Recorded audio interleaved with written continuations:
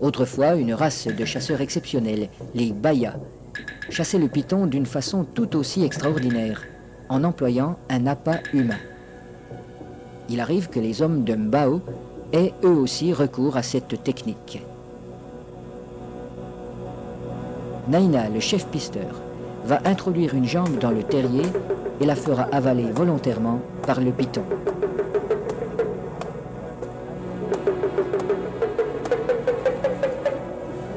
Il est indispensable de posséder le remède qui a été fourni par le sorcier. Cette mystérieuse préparation, à base d'herbes et de racines écrasées, n'a pas qu'un effet psychologique. Elle a le pouvoir d'attirer le serpent tout en protégeant la jambe du pisteur.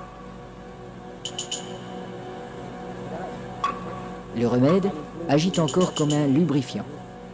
En imprégnant un tissu qui entoure la jambe, il facilite sa pénétration dans la gueule du reptile.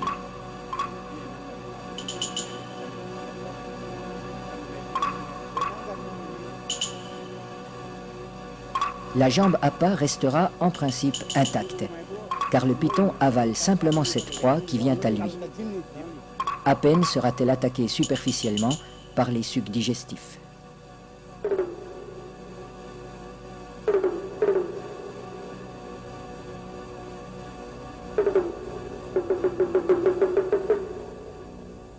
Cette chasse n'est pas sans risque. Un python particulièrement puissant pourrait entraîner l'homme dans son repère. La jambe restée à l'extérieur limite ce danger, mais le pisteur court le risque d'être désarticulé.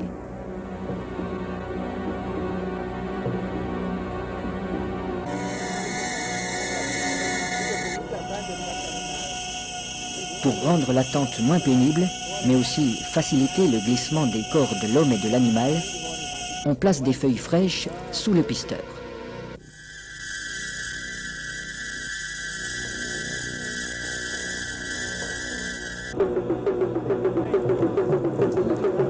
Sa jambe est déjà avalée au-delà du genou quand il commande qu'on le tire en arrière.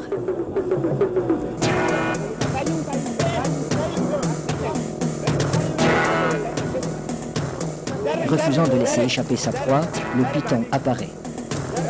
Les aides tirent de façon irrégulière. Il secoue le python pour l'empêcher de trouver un point d'appui.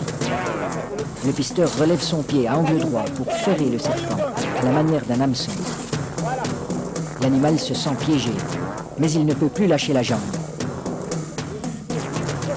Le python est maintenu allongé. Il faut éviter qu'il ne s'enroule. Cette position lui enlève une grande part de sa force. Pour dégager sa jambe, Naina déchire la gueule du python au couteau.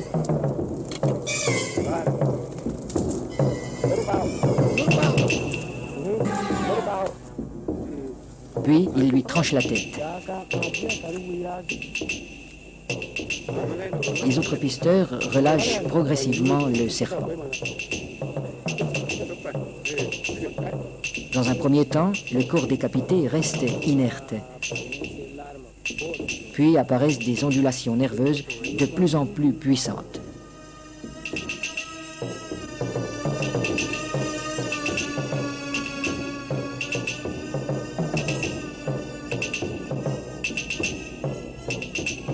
Il bougera ainsi pendant près d'une heure, prenant presque des positions d'attaque comme s'il cherchait toujours, au-delà de la mort, à menacer ses assaillants.